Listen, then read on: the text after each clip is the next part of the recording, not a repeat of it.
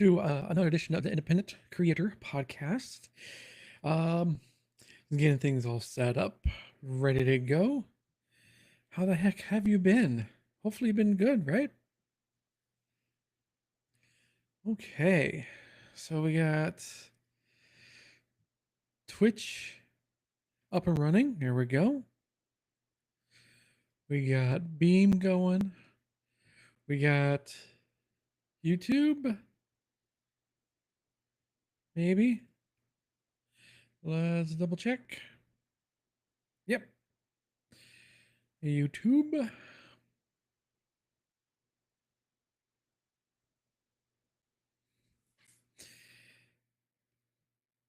Okay, and Moonbeam. Still no go there. Onecast is going.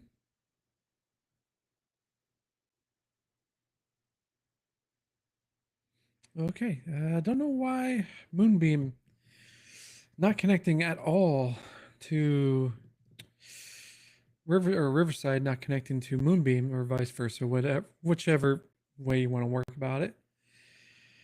Okay.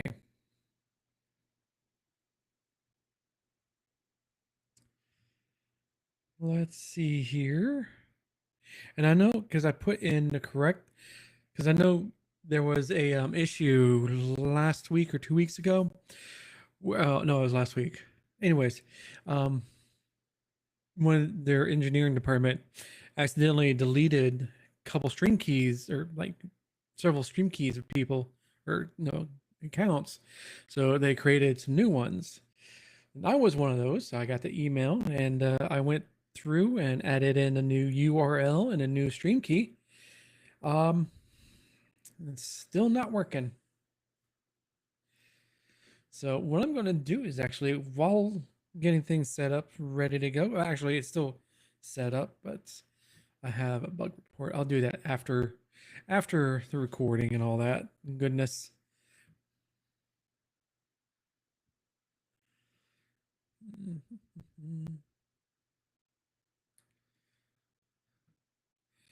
Go into live stream chat. There we go. So live stream chat, I'm only going to get from Twitch and YouTube. So yeah.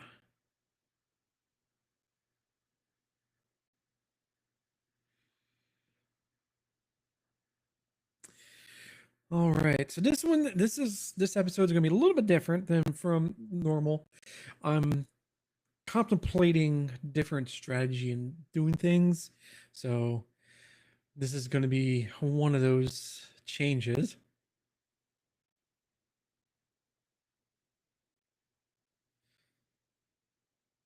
It's nothing bad or anything. It's just, a different way of going about things.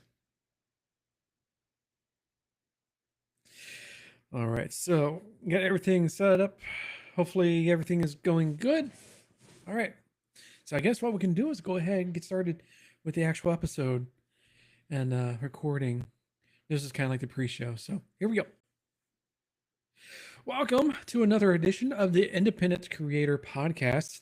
Tonight, we're going to be opening up our behind the scenes look of things and stuff, and actually look at trying to organize our mess of hard drives and our whole way of workflow and doing stuff for our content creation. It's something that I have pretty much got down to I've done it myself. I spent several hours today and a little bit of time yesterday as well of, going through the motions and trying to figure out a way to better organize my workflow. And that's just pretty much what I'm going to do is open up myself to you as this is kind of like a raw, open, not an open wound. That doesn't sound good. Anyways, so yeah. So the best way to think about is how do you yourself look into keeping yourself organized. I'm not talking just your digital files. I'm talking about like your workflow. How do you create content? How do you keep track of everything? How do you stay organized and keep organized mess away from yourself and be a little bit more organized, as it were. So that's what I'm going to talk about tonight is um, opening up myself to saying, yes, I've spent many hours, almost a good portion of today, um, yesterday evening or early afternoon or late afternoon, evening, and at night, trying to learn about different ways to organize my digital life. Where looking at back at it, it was kind of, it wasn't too bad. It was okay. It wasn't, anything to write home about, but it was something that, I could have kept track of. And I knew that I could have made things a little bit better, especially we're trying to keep organized with all the logos, the uh, graphic templates that I use to create thumbnails and all sorts of stuff like that. It's just something that I knew I would have to eventually come to head and say, I got to take care of this right here and now. And without saying, let's just burn it to the ground and just start from scratch or start from new, I essentially did that. But all the stuff that I had previously made, I had moved it into an archive. Let me backtrack a little bit, because one of the things I was looking into is a method, the para method. I know if you've been around content creation or just YouTube or anything like that, you might have come across or have heard about Tiago Forte's para method. Is where you go through and it's the it's for the para is projects, areas, research, and archives. That makes up the four letters in para. And going through it, it was something that I had to relearn how to look how I organize things. And the nice thing is that Tiago himself said that it's not something that is set in stone. It's something that you can use, but it's customizable to pretty much anyone and everybody. Um, it's very dynamic. You don't have to say, well, para is just projects. That means that projects have an end date. Okay, so I'm thinking to myself, well, projects is stuff like videos like this. A podcast episode is a project that I can, put in there. But thinking about it, it's like, well, the yes, different episodes or different videos, they do have an end date when they need to be published and uploaded, or uploaded and then published. But it's the fact of that it's an ongoing thing. So it would not be in the projects folder. So this is what I was going through last night, and most of today when I was um, redoing all of my organization. Is I was kind of getting lost in the weeds, where I was starting to be getting into overthinking things. Say, okay, like I said, with projects that is good videos, but then once they're done, then you can move them into an archive. Well, I started thinking, it's like, why would I move them into an archive? Because it'll break all my links for my task tracking. I have a link to where that project folder into the task itself. So I can easily, without having a couple windows open, I can easily say, oh, I need to find out what thumbnail I'll use. I'll go to that particular task, open it up, click on the link, and it'll take me into the folder that lives on my NAS. So I'm like, if I move the folder itself out of projects and putting it into archive, that link will be broken. And I don't want to go through and having to redo a link every single time I move something. So I'm like, what's the next best case is put it in areas. Well, that's what I did. But I started overthinking myself again. And I was like, well, if I keep it here, then it's not really going to live. It's not really a project. It's an area. And this is again where it's like I started doing some more research. I was watching some more videos, and it's like getting kind of some more ideas of different ways of organizing your file structure as a content creator. I'm like, well, maybe if I no use a little bit of elements of Para and maybe something a little bit more customizable that is to my liking, that fits my workflow, my way of thinking. And I eventually came to the conclusion that, okay, what I could do is I still use the Para method. I'm using air quotes there, but projects are something where they're they stay there. They stay in the projects folder, and they don't I don't move them to the archive. And I got to thinking, say, okay, well, then it becomes a game of cat and mouse. It's like, well, then I start organizing this, and then what happens, because, well, I'll title my stuff by year, month, and date. But what happens when we go into like 2026 or 2027 and going into the future? I'm thinking to myself, okay, we need to find a way, instead of folders within folders within folders, instead of just have minimal folders. So I'm going to show you actually what I have set up here. Let's see if I can do.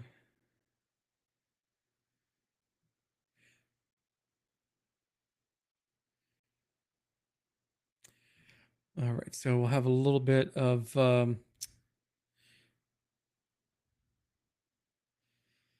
where is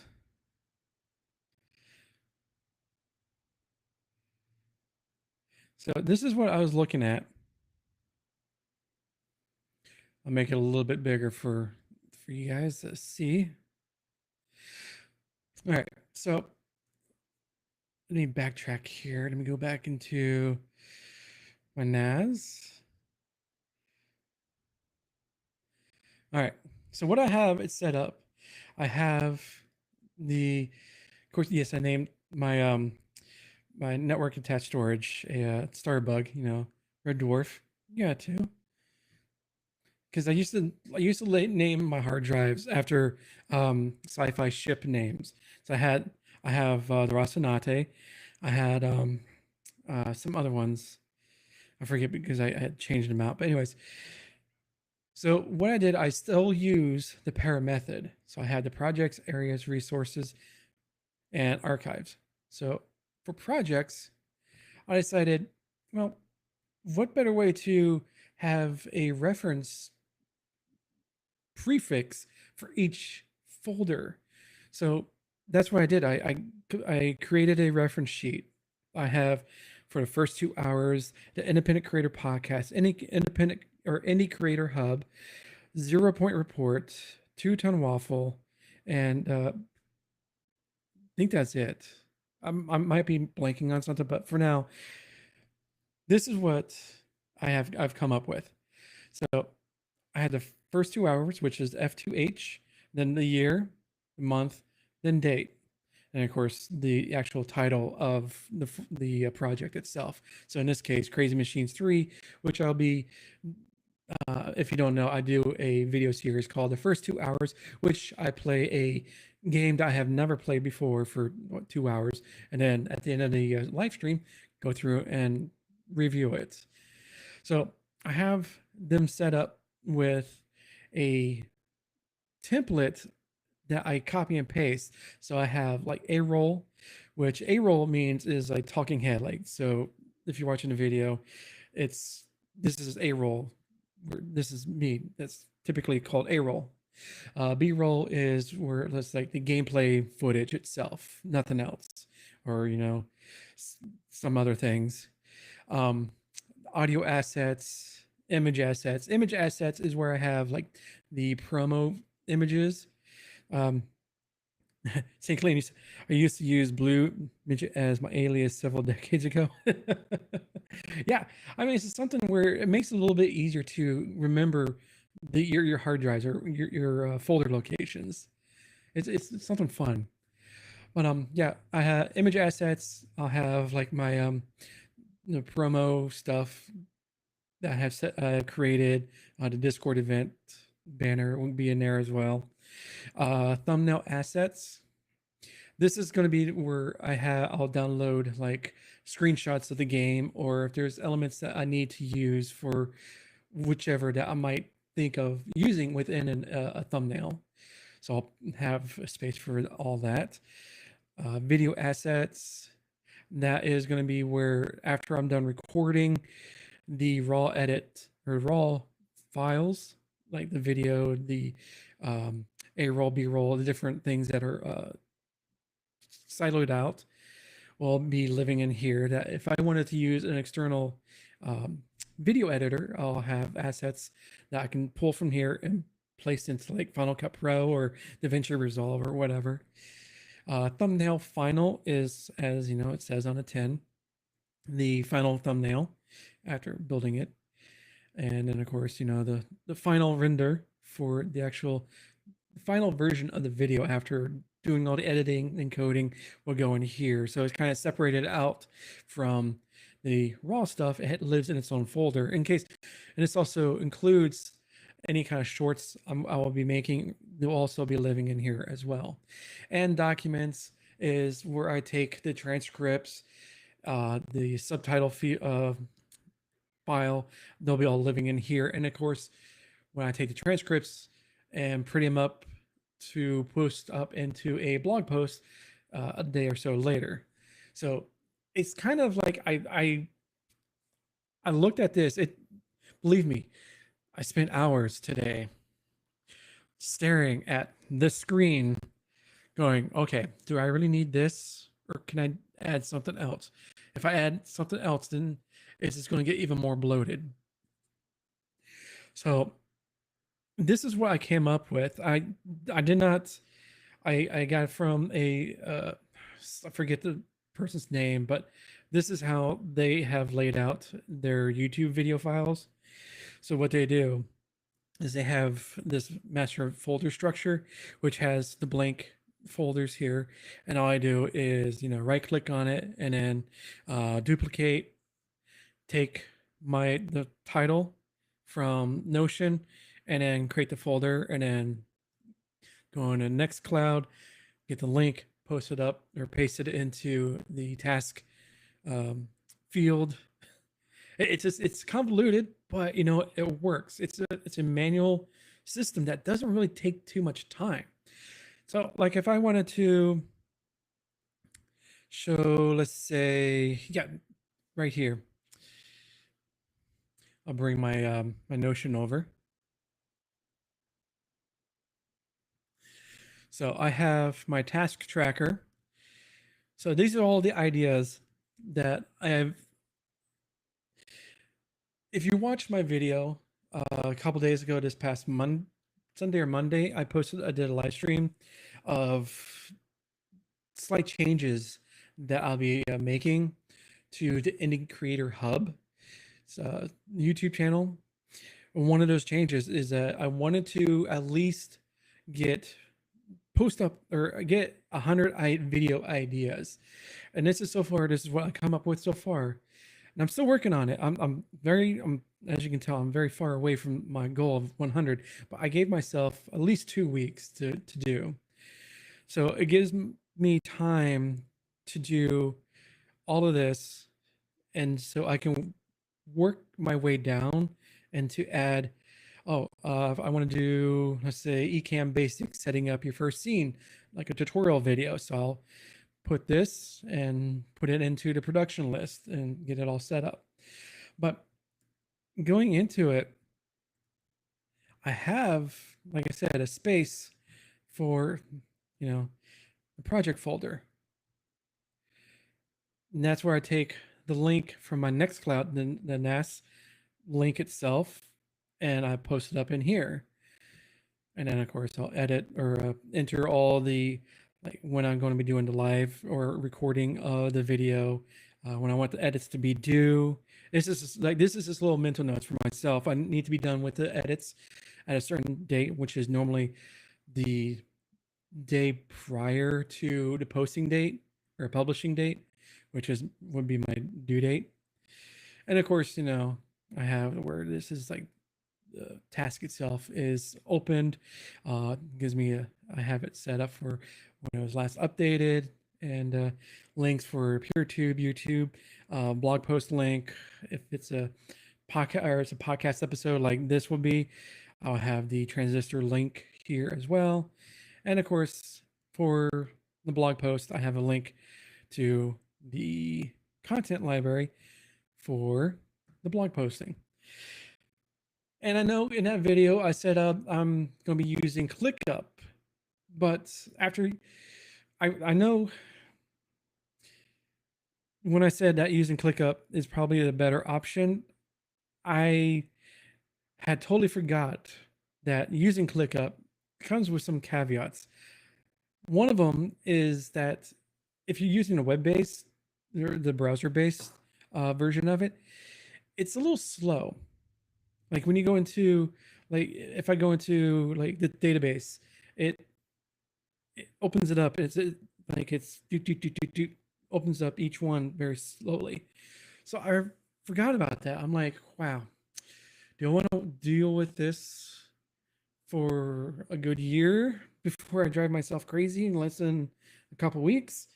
So I'm like, even though I Notion has some issues, but I kind of resigned myself to not tinker with it as much as I used to.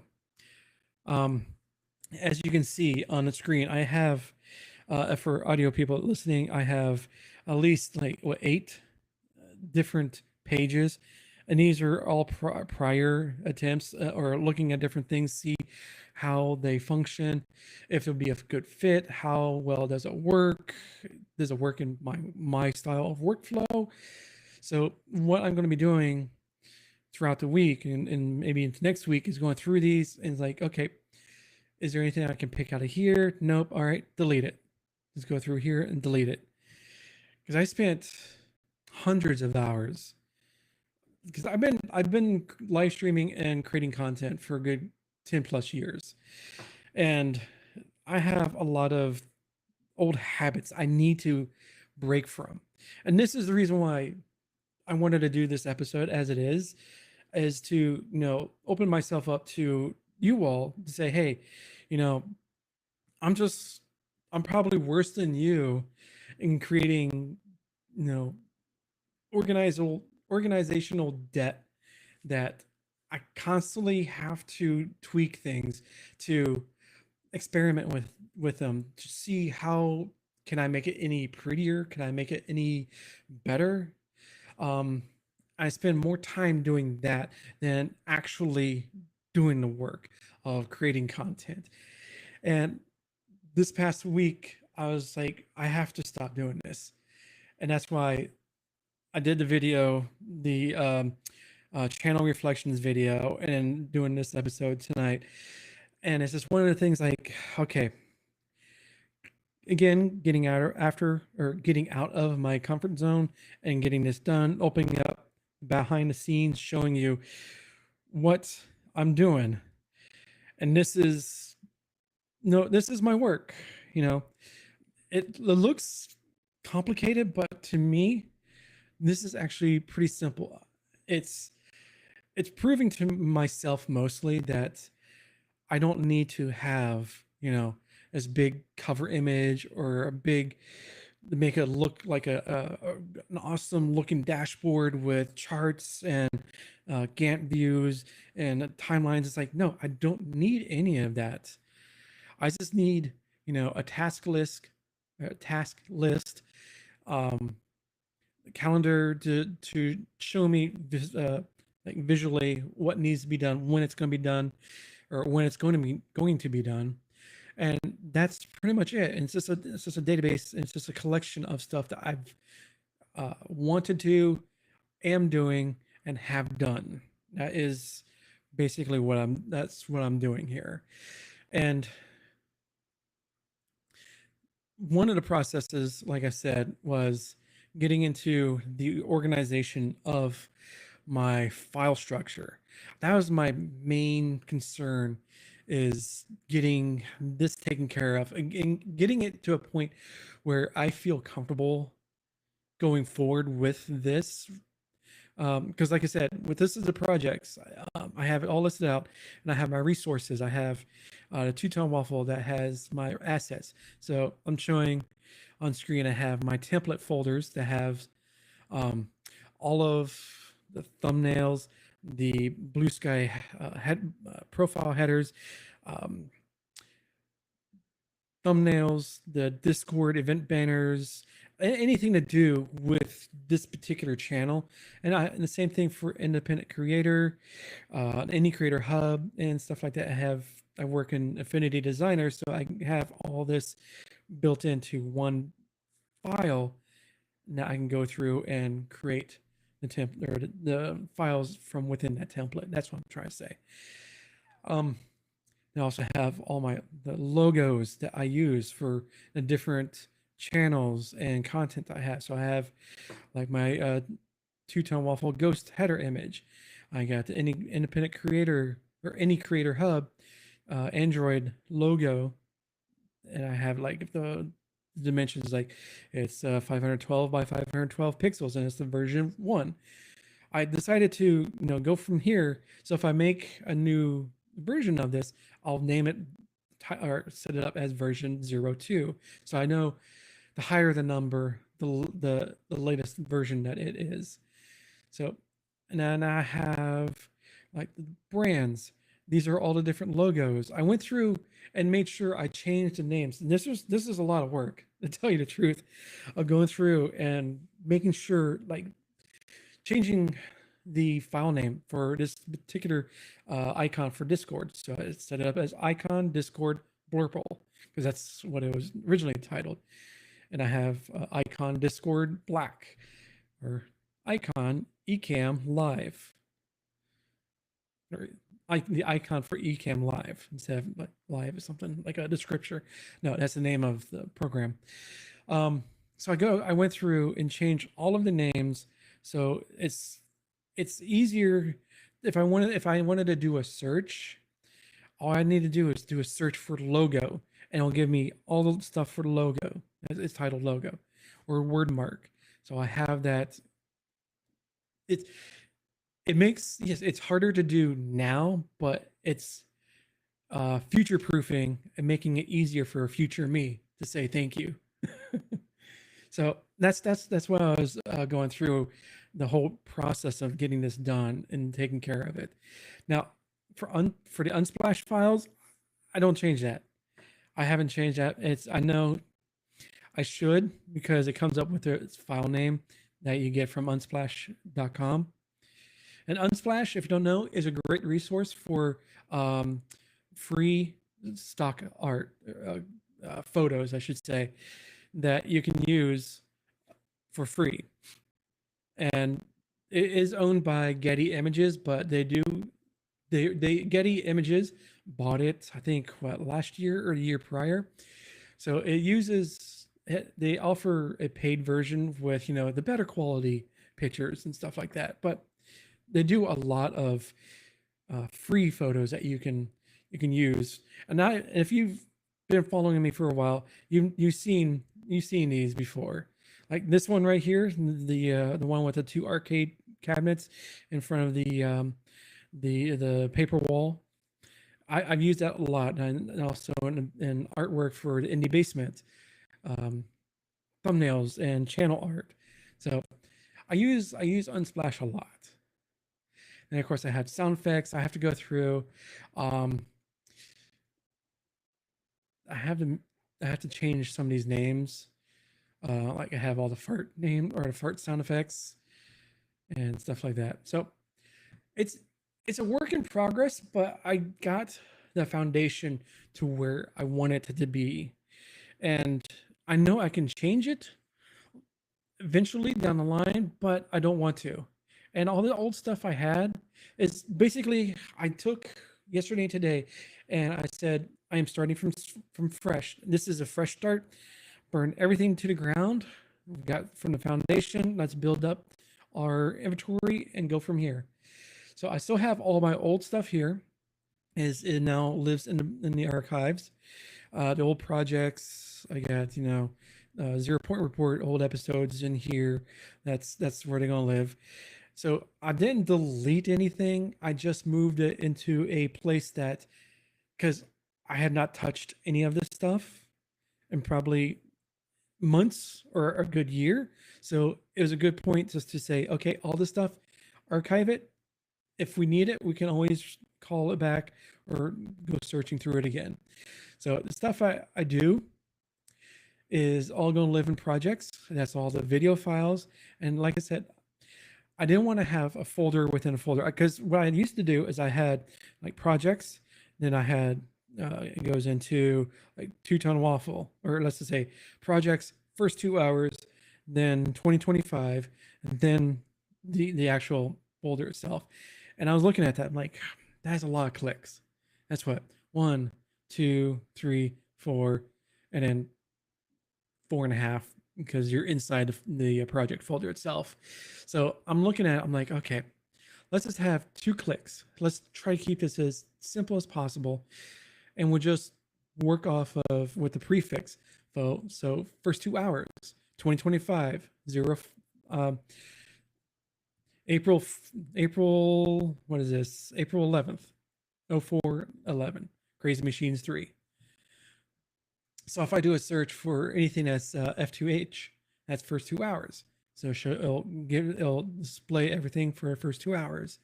And that's the nice thing is, yes, it might seem on the outside that this is going to get extremely bloated, but you have to think about it is that what's going to happen is that I'll be able to easily get into this by searching. Let me show you actually. I use, this is all in Mac OS. So what I could do is right click on projects, and I need to actually go to file, and I need to do a new smart folder. So I want to do a search in projects. Click on the plus, and name matches first 2 hours. So it's going to pull up first 2 hours. Okay, so let's say I want to look for, and we're in like next year. I don't want to look for all the ones in April. So I'll do, because I know my naming, the how I name things is F2H 2025 04. And it gives me everything that was in April. So I can easily search for something without having to go into the actual folder itself and say, oh, here's my folder.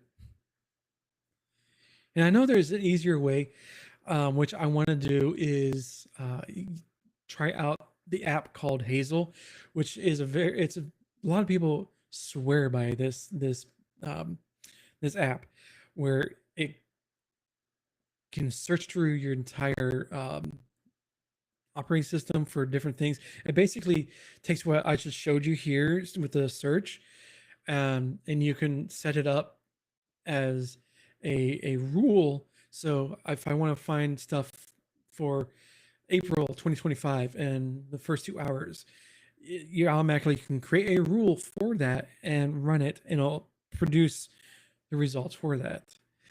There's also an app called Raycast, which I believe integrates or has elements of what Hazel does, but it improves on it.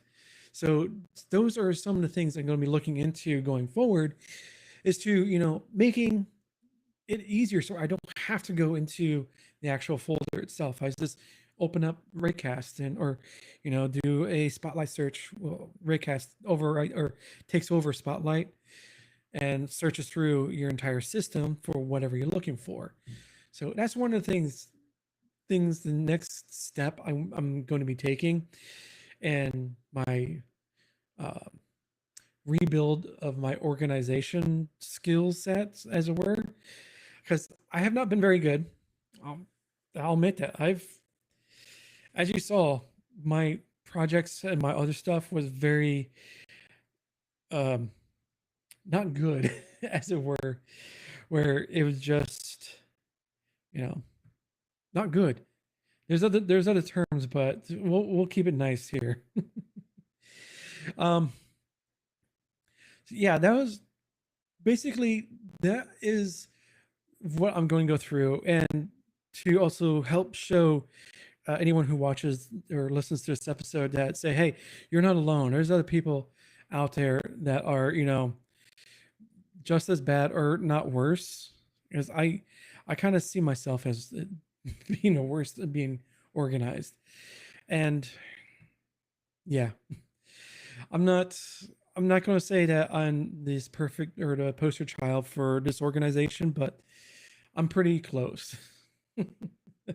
um so yeah, I hope you enjoyed this episode, and do let me know what kind of file organization that you utilize yourself, or your workflow for content creation. Would love to hear or see your ideas and your examples. And you can leave a discussion in the comments down below. And if you don't want to do that, you can just leave an emoji, a poop emoji. I mean, it's something. It's an engagement. Now, what I also want you to do is, if you're listening to this on any kind of podcast player of your choice, either Apple Podcasts, Pocket Casts, Spotify, leave a review. Leave a 5-star review.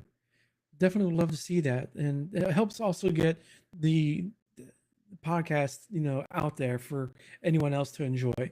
And I'm also going to be going through another change and doing a better job of promoting my work as well. So I hope to see you next time on the Independent Creator Podcast, and have a good night.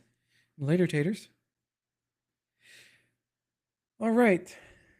So hopefully, you learn something. If not, if you learn that, keeping track of stuff is hard.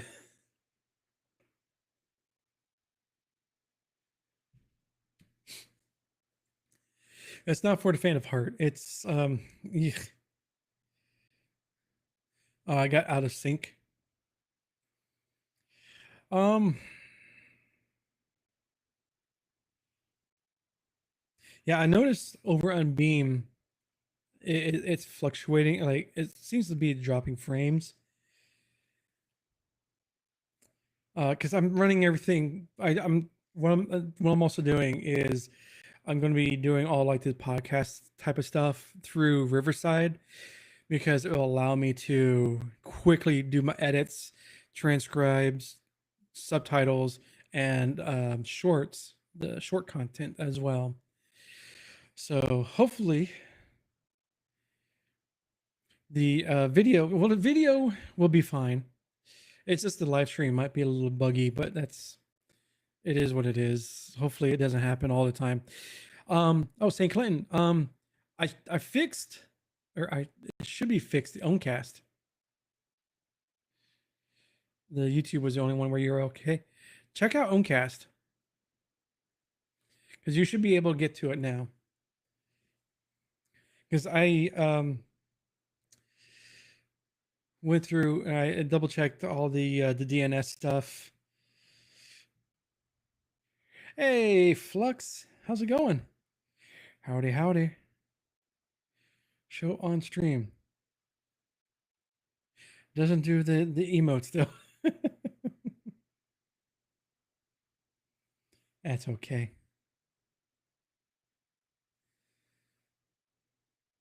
Yeah, so that's what I'm going to be using is Riverside for doing all the podcast content, and the gaming stuff is I'll still be using Ecamm, because Riverside is great for talking head stuff, but not for um, gaming capturing. It's browser based encoders like this is not good for it. You're good now with that link? Yeah, thank you. Yeah, I went through an Owncast, or actually, because I went to the Hostinger, and I deleted, because I had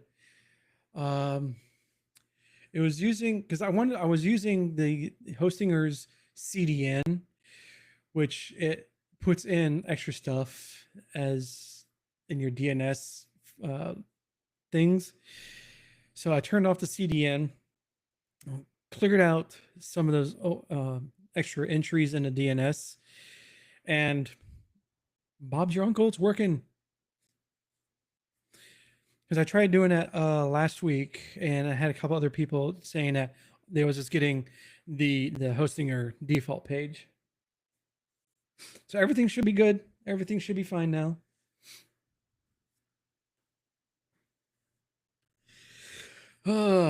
Yeah.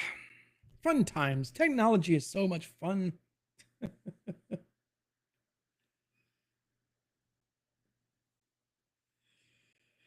Yeah, I know. I said in the channel reflections video that I'd be like I said, I poo-pooed Notion, but did you flush? I did flush.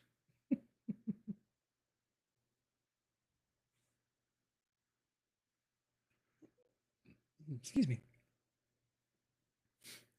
Um, what was I talking about? Oh yeah, Notion. Um, it was it's much easier. It's faster. I love ClickUp. I still do. I still enjoy the system or their software. Yeah, it's just using the browser base or even the actual app itself. It has sync issues where if you put something in or you make a change on something, you have to refresh in order to see that change, which is quite annoying when you enter a task and it doesn't show up in your feed. So I'm like, okay, Notion just works. Todd Howard. And I'm also finding that Notion Calendar is actually pretty decent. It's pretty good. It works. I don't know about Notion Mail because I don't have. I do have a Google, but Gmail accounts, but I don't use them because I've been mostly I'm just using my domain stuff like twotonewaffle.com domain, Indie Creator Hub, and because I use Proton.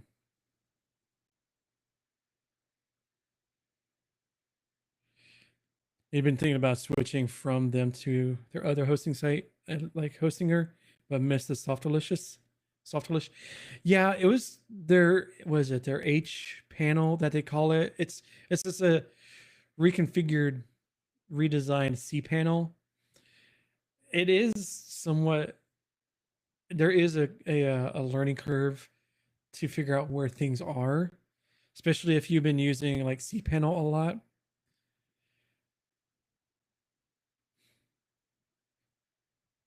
Yeah, I haven't used the Softalist installer for quite some time because I've just been like self-hosting stuff. Um, Envision Community, it's a install. I just put it in, go to the install URL, and go through the whole process of installing Envision Community. And I have not used WordPress in many years, so I don't miss that. I don't miss WordPress whatsoever because I use Ghost, and I use Ghost Pro, which is a hosting of Ghost on their own servers. Because I did used to I tried self-hosting Ghost. It's just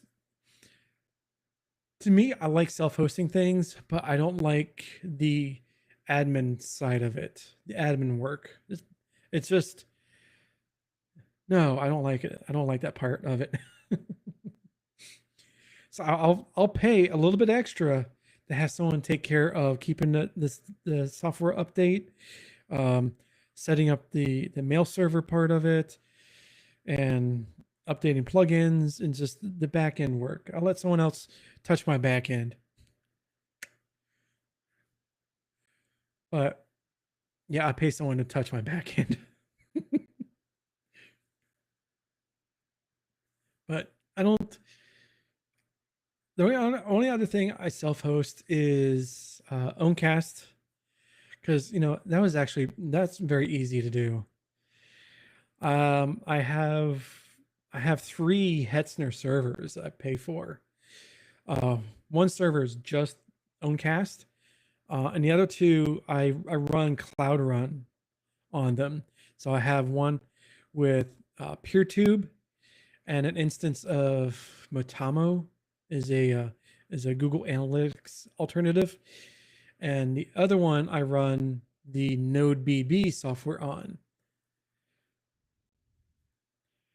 The reason why I have two is because with Cloud Run, it's a free account, but you only get two apps you can run unless you want to pay $30 a month and then unlimited.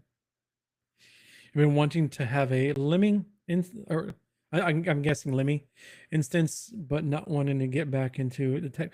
Yeah, that's the thing. I want to play around with the systems, but I don't want to deal with the administration side of it. I just want to create the content. I don't want to. I mean, it's probably good to get the experience, but yeah. And I think you can do Lemmy through Cloud Run. It's like it's a managed uh Docker system. It's basically it's a one-click installs for like PeerTube.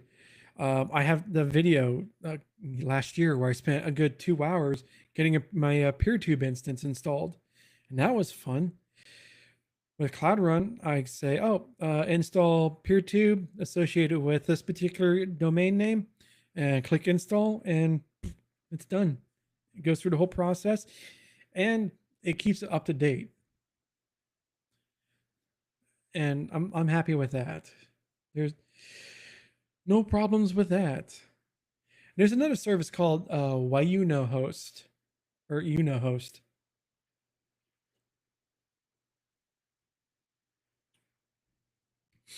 It does this. It's very similar to Cloud Run or Cloud Run, Ron. Um, the difference is it's you can run as many apps as you want on your server. There's no limit.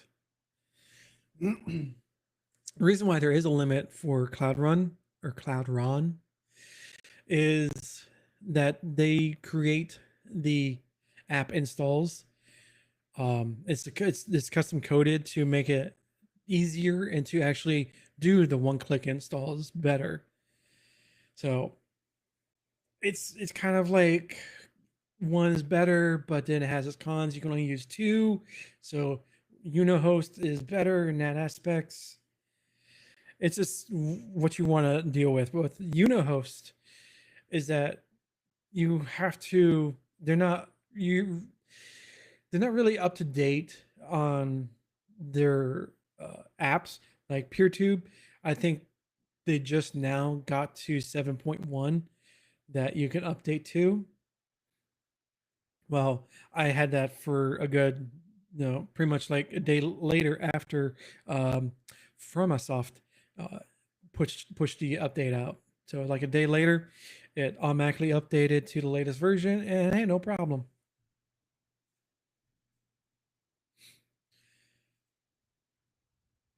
So that's the thing. Is like self-host is fun, but it's just, is it though? Sure about that? Yeah, sure about that? I know Flux is going to probably click that button, and unfortunately, it won't be able to hear it because I'm not using Ecamm tonight. So I did it for you.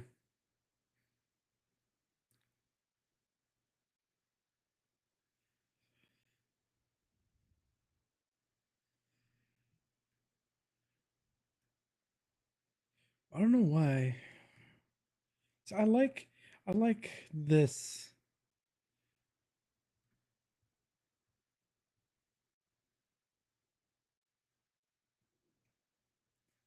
That's why I'm going to use Riverside for this podcast stuff. Because like I said, it makes things a lot easier for the editing and creating of the vertical short. things and just transcribing, getting the chapter markers. It's all easy. It's all done in house. So go and do that for just the podcast things. Everything else, I'm still going to use Ecamm. So I love Ecamm, and of course, making tutorials and guides for it. Yep. All right. So I'm thinking I'm going to go ahead and start wrapping things up. Usually these nights are about an hour. And I know the reason why I didn't do the first 2 hours is I was going through this whole process. Yeah, it doesn't work. I was going through the whole process of doing a reorganization of my files and just trying to learn as much as I can. And I was like, okay, well, I'll just push the first 2 hours off for another week. Because I really wanted to get this done before I get, well, I'll do it next week and procrastinate. So back to regular schedule next week. The Independent Creator Podcast is for now going to be weekly. I say with trepidation. So we'll see how long this lasts, but I want to move it to a weekly cadence, and we'll go from there. And getting the resetting up or reworking the newsletter. That's my job this week and over the weekend. Get it up and ready and good to go. So with that, hope you guys had fun, and I'll catch you next week. Bye. I don't have an end screen. It's just going to go poof as I hit stop.